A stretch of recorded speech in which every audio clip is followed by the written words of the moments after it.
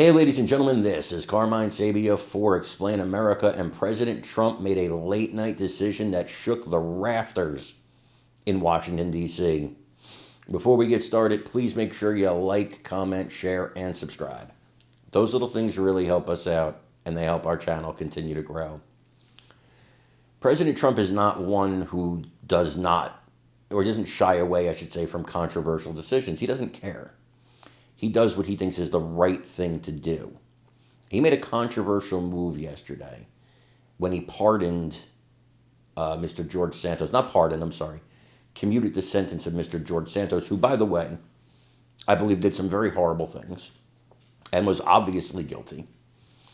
But the price he was paying, to me, seemed to be very extreme for the crime committed. I mean, solitary confinement, abuse in the prison, according to Marjorie Taylor Greene.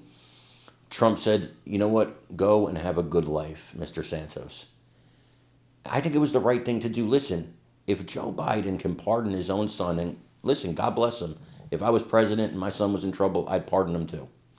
I have no issue with that. But if Joe Biden can pardon his own son and several other family members, well, then Trump can pardon George Santos, and there shouldn't be a peep out of the Democrats. Unfortunately, they're pulling their hair out, talking about how horrible this is. That's what they do. Everything to them is the end of the world, the end of the republic. Trump is going to destroy democracy because George Santos got released from prison. Let me tell you something. President Joe Biden commuted the sentences of people who committed horrific crimes, some against women, some against children. So I don't want to hear anybody talking about commuting these sentences and what that means. Heck, Biden commuted the sentence of a judge who was getting paid to put kids in prison by the jail that was getting the kids. He commuted that sentence. So don't talk to me about George Santos. I want you to watch this and let me know what you think in the comments. People at January 6th turned out to be feds. Mercy, President Trump granting George Santos,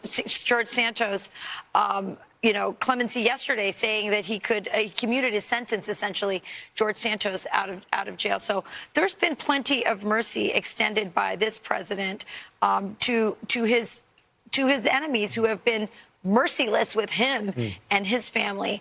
This revival is real. What you're seeing here in Oklahoma and other places, and I think that this is making the left very nervous, not because they're afraid of some political revolution, but because this is a real thing. It's a real thing. It's actually, I think you could argue, even global. It's not just in the U.S. You saw over 1 million young people in Rome turn out for Pope Leo, for the Jubilee Mass of youth. Like, adults worldwide have failed our children, and now you're seeing them respond in this revival. It's so encouraging. All right, well, we're going to turn now to some headlines. A group of American Christian leaders are urging President Trump to help combat religious persecution in Nigeria. Boy, do we need that. They are writing, quote, "We fervently urge you to redesignate Nigeria as a country of particular concern under the International Religious Freedom Act," adding, "The last several years have been we've seen a burgeoning of violent attacks specifically targeting rural Christians in the country's Middle Belt. In the first 7 months of this year," get this, you guys, the first 7 months, more than 7,000 Christians across Nigeria were massacred because of their faith. Now, to this story, we kind of touched on it just a little bit ago. Overnight, George Santos has been released from prison after President Trump commuted his 7-year prison sentence. The president writing on Truth Social, "George has been in solitary confinement for long stretches of time and by all accounts has been horribly mistreated. Therefore, I just signed a commutation releasing George Santos from prison immediately. Good luck, George. Have a great life." That is my favorite story of the day. He was certainly not being treated well.